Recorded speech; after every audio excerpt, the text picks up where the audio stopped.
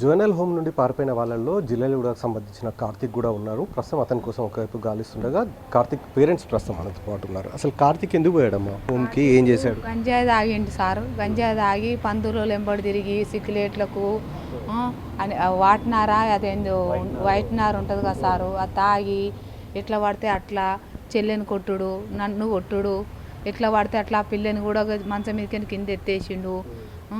ఏం చేయాలి ఏం కథ అని బయటికి దొబ్బేసి కూడా బయటకు కూడా పోయినా, టైస్ బండల మీద కూడా ఇట్లా అడ్డం మరిగితే కూడా ఎట్లా పడితే అట్లా గబ్బు గబ్బు మాటలు మాట్లాడిన ఆయన ఇష్టం వచ్చినట్టు గంజాయి తాగి చేతు కోసుకున్నాడు.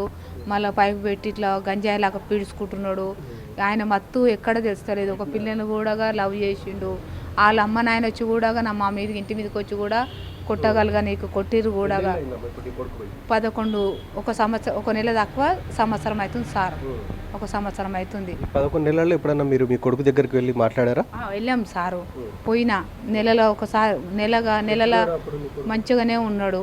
మళ్ళీ కూడా అమ్మ నన్ను దోలుకపో, అమ్మ నేను చెప్పినట్టు వింటానని అన్నాడు సార్. అట్లా కూడా మరి ఇప్పుడు నీ కొడుకుని బయటకు తీసుకొస్తే మీ దగ్గర ఉంచుకుంటారా లేకపోతే ఎట్లా? కానీ నాకు బాధ అనిపిస్తుంది సార్. మాకు ఎప్పుడు నా మొగడు ఇకలాంగు 10 మంది అక్కడ 100 మంది అయినా సరే అందరినీ ఖరాబ్ చేస్తున్నారు. వాళ్ళతో పాటు తిరిగి ఈయన కూడా ఖరాబ్ అవుతుండు. 1,20,000 ఫీజు కూడా కట్టిన సార్. అట్లనన్నా మారుతాడేమో అని తీసుకుపోయి ఇట్లా మమ్మల్ని కొడుతున్నాడు అని అట్లనన్నా తీసుకుపోయి అందులో మారుతాడని చేసిన సారు. మా పానాలకే ముప్పు. నా మొగడు మీరు మీ కొడుకు మిమ్మల్ని చంపడానికి ప్రయత్నం చేస్తేనే పంపించారు కదా, మరి ఇప్పుడు నీ కొడుకుని బయటికి వస్తే మరి మీ దగ్గర ఉంచుకుంటారా లేకపోతే ఇప్పుడు పారిపోయాడు నీ కొడుకు, మీకు ఎట్లా మరి ఏమన్నా ప్రాణహాని ఉందా లేకపోతే ఏం చెప్పాలనుకుంటున్నారు మీరు? మాకు విన్నాడని మారాలి, ఇంకా మారాలి. నా కొడుకు 10వ క్లాసు ఫీజు కట్టమంటే కూడా కడతానని అన్న సారు. అట్లా కూడా 3,000 అడితే 2,500 ఇస్తా సార్ అని కాలేలు ముక్త నా మొగడు ఇక్కలాంగు. అట్లా కూడా నా బిడ్డ కూడా అమ్మ చదువుకొని 10వ క్లాసు అన్న ఎగ్జామ్ రాసినాక తీసుకొద్దామమ్మ అట్లా అని కూడా అన్నది.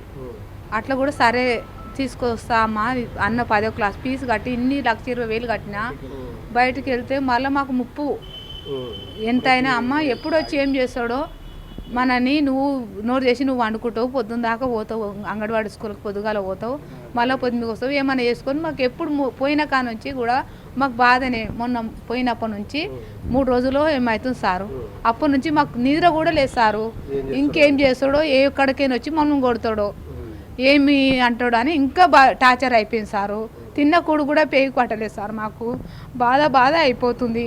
100 మంది కాదు, ఎంత చెప్పినా కానీ గ్రూప్ కూడా ఉన్నారు, మస్తు మంది ఉన్నారు సారు. మళ్ళీ కూడా చింత చెట్టు కాడ అక్కడిక్కడ కూడా పోయి పట్టుకొచ్చిన అన్ని గబ్బు మాటలు ఎట్లా పడితే అట్లా ఇన్నలేకనే తీసుకుపోయి అండేసిన సారు. నీరుపేట పిఎస్ పట్టించి ఆ నుంచి పోయి సైదాబాదు పోలీస్ టౌన్లో వేసిన సారు. అట్లనే మారుతాడమని అట్లా కూడా మారంది సైకిల్ అది తాళాలు వలగొట్టి తీసుకోవో అని తాళాలు ఇప్పుడు కొట్టినాక ఇప్పుడు నా కొడుకు పోయినని నేను అడిగితే ఏది చెప్పగలుగుతలేరు సారు.